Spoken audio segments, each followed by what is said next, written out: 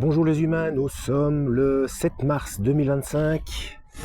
Enfin, pouvoir faire une vidéo à l'extérieur. Oh, cet hiver n'en finissait plus. Donc un petit peu de soleil, ça va faire du bien. Donc dans la playlist, Jésus l'enquête, épisode numéro 26. Si vous êtes nouveau sur la chaîne, ne vous fiez surtout pas à une seule vidéo. Allez voir mes playlists.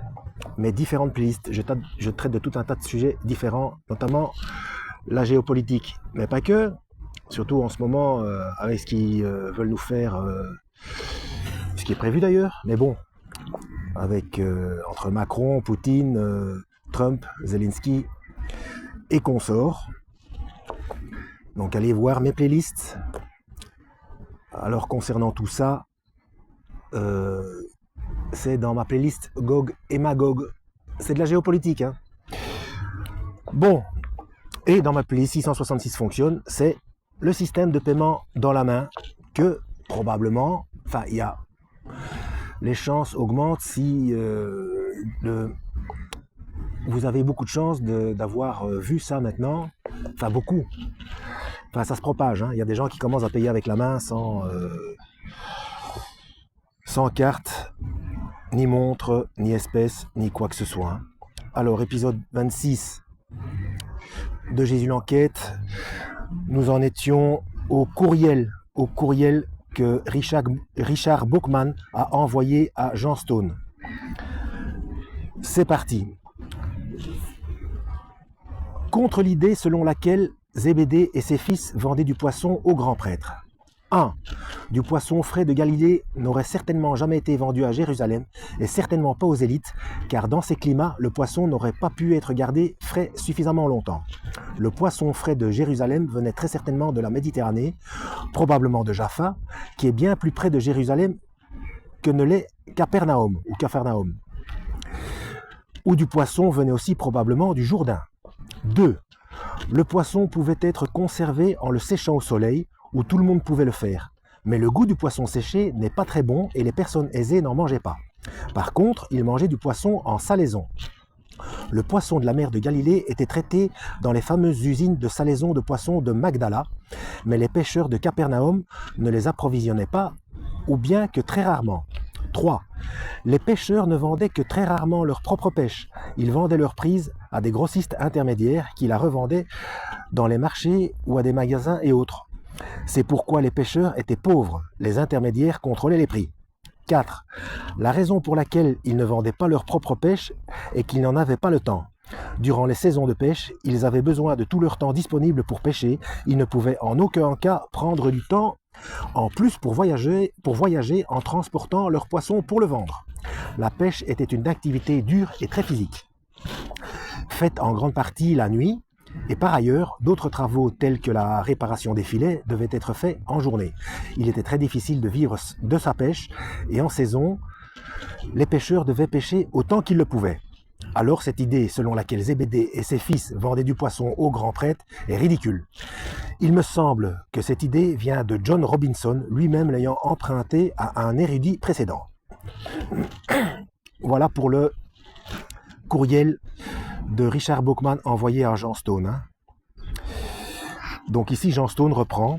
Je propose donc d'appeler désormais syndrome du poissonnier le fait que quelqu'un, pour défendre sa théorie, invente quelque chose qui ne repose sur aucun fait historique et qui en plus est tout à fait en contradiction avec notre connaissance sur la Palestine du 1er siècle. Sous-chapitre suivant, quand Jean, fils de Zébédée, ne sait plus où il habite. Après avoir postulé que Jean et Jacques étaient des poissonniers connus du grand prêtre et parce qu'ils lui livraient des poissons, théorie improbable en fonction de nos connaissances sur la vie des pêcheurs du 1er siècle, comme nous venons de le voir avec le texte de Richard Bookman, certains sont allés plus loin. Et si Zébédée était un prêtre à temps partiel au temple de Jérusalem et qu'il était pêcheur le reste du temps en Galilée pour gagner sa vie. Ce n'est pas impossible, nous avons la preuve que de tels prêtres à temps partiel, entre guillemets, ont existé. Ah. Par ailleurs, le fait que ce soit le disciple que Jésus aimait et non Pierre qui soit assis à la place d'honneur, c'est-à-dire à la droite de Jésus, lors de la scène, pose un autre problème à tous ceux qui connaissent les coutumes de la Palestine au 1er siècle. car c'est la place du maître de maison, ou s'il n'est pas là, du fils du maître de maison. Donc on va attendre que l'avion s'en aille. Enfin, peut-être que vous ne l'entendez pas, hein, mais bon, ici, ça fait beaucoup de boucan. Voilà. Donc, il suffit de postuler, comme le fait un théologien français, Henri Cazelles, ou Cazelles. Alors, il y a une petite annotation pour ceux que ça intéresse. Henri Cazelles, il a écrit « Jean, fils de Zébédée, prêtre et apôtre ». Recherche de sciences religieuses, avril-juin 2000, tome 88/2. Voilà, ça c'est pour ceux qui veulent faire des recherches. Donc, comme le fait ce théologien français Henri Cazelles, que Zébédée avait un pied-à-terre à Jérusalem et que c'est donc chez lui qu'a eu lieu la scène. De ce fait, et fort logiquement, Jean, fils de Zébédée, est assis à la droite de Jésus puisqu'il est chez lui. Ainsi, avec une telle hypothèse, tout est résolu. L'auteur du 4e évangile est bien Jean, fils de Zébédée. Il est prêtre, donc il est forcément connu du grand prêtre, bénéficie de la maison de son père à Jérusalem pour recevoir le Christ et les 12, et toutes les anomalies que nous avons mentionnées sont expliquées.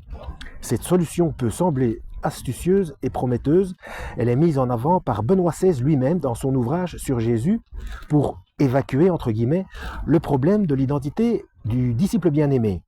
Alors ça, c'est dans Benoît XVI, Jésus de Nazareth, chez Flammarion 2007, page 250, pour ceux qui veulent faire des recherches, comme d'habitude. Excepté qu'elle implique que Jean, fils de Zébédée, ne sait pas où se situe sa maison familiale à Jérusalem, alors que par hypothèse, il y venait régulièrement pour livrer du poisson, et qu'il en ignore la disposition intérieure. En effet, l'évangile de Luc nous dit explicitement que c'est Pierre et Jean qui furent envoyés par Jésus pour trouver la fameuse salle où va se dérouler la scène. Le jour des pains sans levain où l'on devait immoler la Pâque arriva.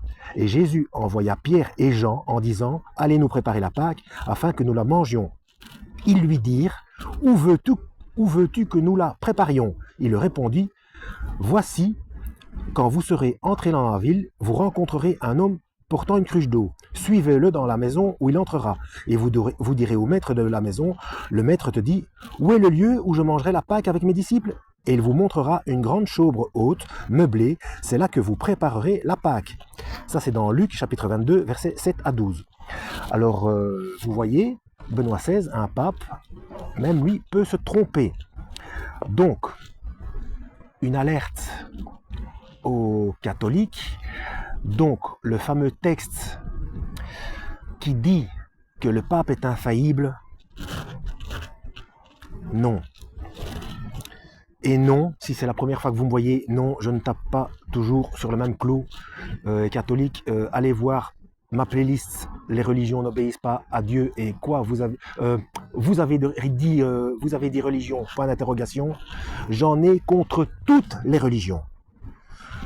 Je dis toujours, même si ça peut paraître paradoxal, vous voulez chercher et vous rapprocher de Dieu, fuyez les religions. N'écoutez aucun humain. Faites comme les gens de Béret qui tous les jours allaient voir, allaient vérifier pour voir si ce qu'on leur disait était exact. Voilà pour la petite parenthèse. Pourquoi Jean aurait-il besoin de suivre une personne et pourquoi Jésus lui décrit-il la pièce en question s'il s'agissait de trouver le moyen de se rendre chez lui? Comment une personnalité dont personne ne remet en cause le haut niveau intellectuel et théologique comme Benoît XVI et qui connaît par cœur l'Évangile peut-il un instant soutenir une thèse qui implique une absurdité pareille? J'ai décidé d'appeler effet Benoît XVI une situation où une personnalité de l'exégèse biblique soutient une théorie qui implique instantanément et directement une contradiction flagrante avec un passage de l'Évangile, que cette même personnalité considère comme authentique. Ce n'est pas pour moi un effet totalement nouveau. J'ai baptisé, entre guillemets, effet Gell-Mann, du nom du prix Nobel de physique Murray Gell-Mann, une attitude que je décris ainsi dans mon ouvrage « La science en otage ». Alors, la science en otage de Jean Stone, donc là il se cite lui-même, hein. La science en otage, presse de la Renaissance, 2010, page 78 ou 78 à 80. Vous êtes un prix Nobel. vous commentez une expérience cruciale dans votre domaine. Vous citez un célèbre article d'un de vos collègues. Vous faites dire à l'article le contraire de ce qu'il dit. Le résultat de l'expérience est exactement l'inverse de celui que vous présentez. C'est ce qu'il faut bien réaliser. Ce qu'il faut bien réaliser, c'est que Murray Gell-Mann est de bonne foi, qu'il a lu l'article auquel il fait référence et qu'il a 10 fois les capacités nécessaires pour le comprendre, mais qu'il n'a simplement pas pris conscience de ce que l'article disait et s'est persuadé que l'article disait le contraire de ce qu'il dit. Ouais, c'est humain, bon. La raison de ce comportement incroyable réside bien sûr dans un blocage idéologique. Murray Gell-Mann est profondément matérialiste et il veut lutter contre toute interprétation de la physique quantique qui pourrait ouvrir la porte à la spiritualité ou à une vision non matérialiste du monde. Ça, j'explique dans une autre de mes vidéos. C'est la mécanique quantique ou la physique quantique, c'est la jonction entre le matériel et le spirituel. Ce n'est pas contradictoire, c'est la jonction. C'est pour ça qu'au départ, ça paraissait, et puis si on se borne à ça, ça paraît mettre à bas tout le fonctionnement de la physique classique, mais pourtant, aussi bien la physique classique que la physique quantique sont tous les deux réels, et ça fonctionne, alors que ça paraît contradictoire. Les lois sont complètement antagonistes, et pourtant ça fonctionne. D'ailleurs, sans les observations dans les accélérateurs de particules en mécanique quantique qui ont permis l'élaboration des puces électroniques, vous n'auriez pas l'appareil, que ce soit un téléphone portable ou un Mac ou un ordinateur portable qui vous permet maintenant de regarder cette vidéo. C'est comme ça, il faut s'y intéresser, même si ça paraît non accessible. Si, il y a des très bons... Je suis très loin de pouvoir décrypter une équation complexe, et pourtant, si vous lisez des traités de vulgarisation ou certaines de mes vidéos, c'est accessible, hein, c'est accessible.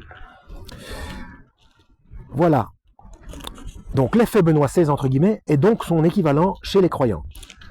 Par ailleurs, si Jacques et son frère Jean étaient des prêtres, il paraît simplement incroyable que rien dans les Actes des Apôtres, ni dans les synoptiques, ne mentionne cela. Voilà, on va s'arrêter là pour le moment. Je vais rajouter une petite information supplémentaire et cruciale.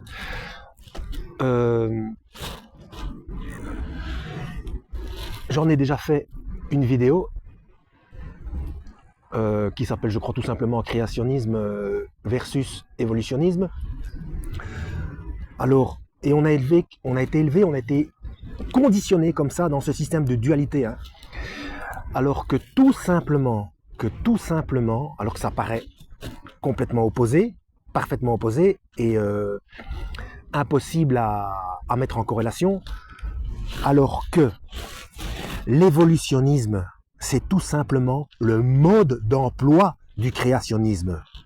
Ce n'est pas contradictoire, c'est complémentaire. L'un est l'explication du fonctionnement de l'autre. Voilà. En espérant avoir été utile, bonne cogitation. À la prochaine pour l'épisode 27. Oui, bah, comme d'habitude, bon, pour les habitués, vous savez, hein, je mettrai la playlist complète de Jean Stone, donc de Jésus l'enquête, en description de cette vidéo, hein. Voilà. Que Dieu vous guide.